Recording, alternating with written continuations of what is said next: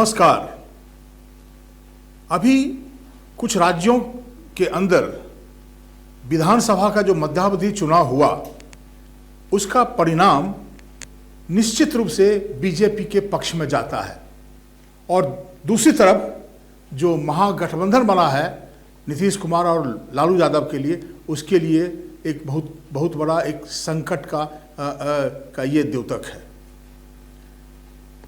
इस पूरे चर्चा के ऊपर में विस्तार हम बाद में करेंगे, लेकिन उसके पहले आज की समीक्षा में हम आपका स्वागत करते हैं और मैं आपका पीसी सिंह। कुल मिलाकर के 6 राज्यों में जो मध्यावधि चुनाव हुए उसमें से बिहार, उत्तर प्रदेश, हरियाणा, उड़ीसा, महाराष्ट्र और तेलंगाना है।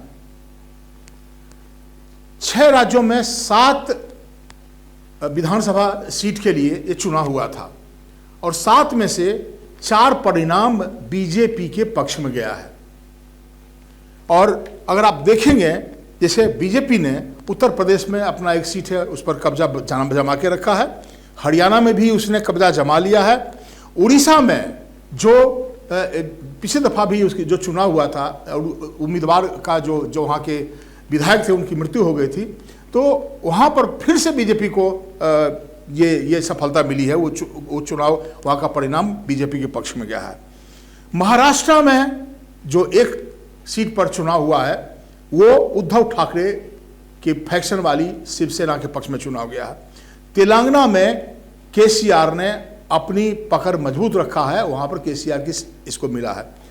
लेकिन ये पूरा का पूरा जो 6 राज्यों में जो 7 विधानसभा के सीट पर चुनाव हो रहा था वो अपने आप में बहुत महत्वपूर्ण है। ये मैं आज नहीं कह रहा हूं, मैं बहुत दिनों से इस बात को मैं कह रहा था और जब आज चुनाव परिणाम आया कल तो उसने चौंका के रख दिया है।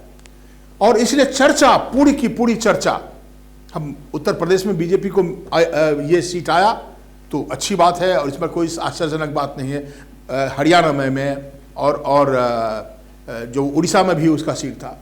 लेकिन बिहार में जब नीतीश कुमार बीजेपी को छोड़कर हाल ही में और लालू यादव और तेजस्वी यादव की जो पार्टी है आरजेडी के साथ और बाकी सारी पार्टियों को मिलाकर के एक महागठबंधन बना के सरकार बनाए थे, तो उम्मीद ये की जा रही थी कि बीजेपी के खिलाफ इतना बड़ा गठबंधन तो शायद 91 में भी जो गठबंधन बना था कांग्रेस के खिलाफ वो नहीं हो पाएगा। आप ये सोचिए कि आज सिर्फ बीजेपी अकेले है, खड़ी है और बाकी की बारी सारी पार्टियां एक तरफ है। और उसके बावजूद भी जो 2 विधानसभा के लिए चुनाव हुआ, एक तो मोकामा, दूसरा गोपालगंज, ये इसका एक अपने आप एक बहुत ही महत्वपूर्ण ये मुद्दा है। इसके ऊपर मैं आपसे थोड़ा विस्तार में चर्चा करना चाहता हूं। मोकामा नीतीश कुमार का खुद का कंस्टिट्यूंसी रहा है। मोकामा अभी तो पटना पार्लियामेंट्री कंस्टिट्यूंसी में आ जाता है, लेकिन एक जमाने में वो बाढ़ के नाम से जाना जाता था और नीतीश कुमार पहली दफ़ा मेरी समझ से वो पार्लियामेंट में जब वो आए थे जीत करके, तो वहीं से जीत के आए थे। तो ये जो वो इलाका है ये नीतीश कुमार का निश्चित रूप से आइडेंटिफाइड है। वो पूरा का पूरा इलाका बाढ़ का और फिर नालंदा का और ये राजगीर का नीतीश कुमार का क्षेत्र है। दूसरी तरफ गोपालगंज तो लालू यादव का आंगन है। छपरा, गोपालगंज और सिवान। और अगर मेरा सवाल यह है, मैं क्यों कह रहा हूं कि बीजेपी को खुश होने की जरूरत है, बीजेपी को सफलता मिली है और दूसरी तरफ एक सेटबैक लगा, उसके पीछे मुझे कारण है और इस बात को ईमानदारी से स्वीकार करना चाहिए। हम लोगों को इसका अंदाजा नहीं था, हम लोग को भी लगा था महागठबंधन इतना शक्तिशाली है, जब सब लोग एक तरफ है तो बीजेपी के लिए बड़ी मुश्किल होगा। लेकिन देखिए गोपालगंज में, अब कहने के लिए गोपालगंज में जीतने का जो बीजेपी का जो मार्जिन है जीतने का, वो तकरीबन 2000 के अंदर का है। वो ठीक बात है। और कहा क्या जा रहा है कि नहीं, ये जो मध्यावधि चुनाव है इसका असेसमेंट आप 2024 के चुनाव के हिसाब से नहीं कर सकते हैं कि यही 2024 में भी परिणाम होगा। मैं ये नहीं कह रहा हूं क्या होगा, लेकिन अभी जो इसका जो इंडिकेशन है वो बड़ा खतरनाक है। यह भी कहा जा रहा है कि गोपालगंज में ओबीसी का भी उम्मीदवार था, इसलिए बीजेपी को फायदा हुआ। दूसरी बात क्या है, वहां पर साधु यादव की पत्नी चुनाव लड़ रही थी, इसलिए यादव का वोट भी जो लालू यादव के पक्ष में जाता वो भी कटा है। और वहां पे कहीं से ये भी हमको खबर मिली है कि मुसलमान का जो एक बहुत बड़ा वहां का तबका है, वहां के जो लोकल शहाबुद्दीन की पत्नी के प्रभाव में आकर के उन्होंने भी लालू और इसके बारे में, ये कहां तक सच है स्टोरी कि ये मैं नहीं कह सकता हूं, लेकिन ये खबर स्पष्ट है कि ओवैसी के उम्मीदवार था वहां पे। दूसरी बात है कि साधु यादव की भी पत्नी शायद वहां चुनाव लड़ रही थी। अब ये तो कोई बात नहीं हुई ना, जब आप चुनाव लड़ रहे हैं तो अगर कोई आपके खिलाफ, देखिए आपको चुनाव में जीतने के लिए यह जरूरी नहीं है कि जब चुनाव में आप हार जाए तो आप चर्चा करेंगे ये कारण हो गया, ये कोई नहीं मानने के लिए तैयार है। मतलब जो जीता है वही सिकंदर होता है। तो ये सच है, इसको एक्सेप्ट स्वीकार करना चाहिए कि गोपालगंज जो लालू यादव का आंगन है वहां पे बीजेपी ने अपना कब्जा बना लिया। ये बड़ी घटना है, ये इसका असर आने वाले दिनों में भी पड़ेगा। और दूसरी तरफ अब बिहार, अब आप मोकामा में आकर के देखिए, मोकामा में पिछले दफा जो उम्मीदवार जिनको कि एक केस के चलते पूर्व विधायक को यह कर दिया गया था, उनकी सदस्यता से अघोषित कर दिया गया था, उन्हीं की पत्नी चुनाव में इस बार लड़ रही थी।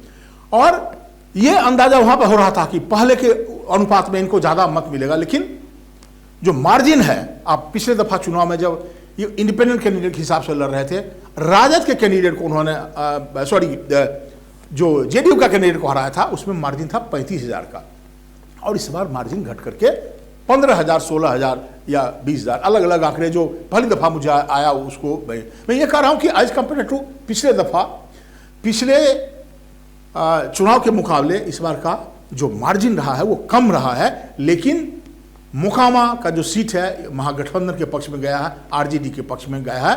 इसमें कितनी बड़ी भूमिका है पार्टी की, गठबंधन की, या वहाँ के जो उम्मीदवार हैं उनके बैकग्राउंड का, इस पर मैं ज़्यादा बात नहीं करूँगा। लेकिन सच बात यही है कि आज जो 2 सीट था उसमें से एक सीट महागठबंधन के पक्ष में गया है और दूसरी तरफ जो गया है वो बीजेपी के पक्ष में गया है।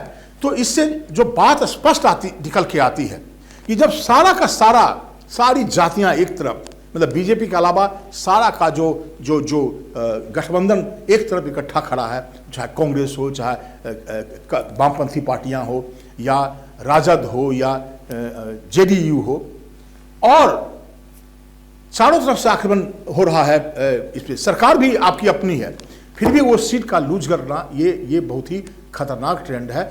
इस पर एक मेरे समझ से निश्चित रूप से जो खेमा है नीतीश कुमार का और लालू यादव का, उसके लिए चिंता का विषय है। तो एक जो निष्कर्ष सामने आ रहा है, इस चुनाव ने यह साबित कर दिया है कि अब बिहार जैसे प्रदेश में भी अब बीजेपी किसी का मोहताज नहीं रह गया है। वो उसको किसी के सहारे की जरूरत नहीं है, अब उसको किसी की जरूरत नहीं है। वो ये बात तो तय, अब देखिए कि बीजेपी की स्थिति है, जो चिराग पासवान जो कह रहे थे खुलेआम कि हम नहीं जाएंगे एनडीए में, हम बीजेपी के साथ, उनको पता था, लेकिन उनको भी आना पड़ा है इसके पक्ष में। वो इस बार मोकामा में चुनाव प्रचार कर रहे थे उम्मीदवार के पक्ष में। और मोकामा से जो दक्षिण का एरिया है वो रामविलास पासवान का बड़ा प्रभाव क्षेत्र का एरिया रहा है। वहाँ पे चुहरमल का की जो पूजा होती है, वहाँ पे वो एक बहुत बड़ा डेन है जो रामविलास पासवान के जो समर्थक हैं। तो कहा जा रहा कि ये चिराग पासवान के चलते भी शायद बीजेपी को कुछ फायदा हुआ है, लेकिन सच यही है। तो ये जो मैं देख रहा हूँ, मेरा जो निष्कर्ष है वो ये है कि बीजेपी के पक्ष में ये चुनाव गया है। 7 में से 4 सीटों पर बीजेपी ने अपना कब्जा बनाया है, और इससे स्पष्ट होता है कि नरेंद्र मोदी का जो प्रभाव है बहुत ज़्यादा उसमें डेंट नहीं लगा है। बीजेपी अभी भी फोर्स में है, एक मेजर फोर्स है।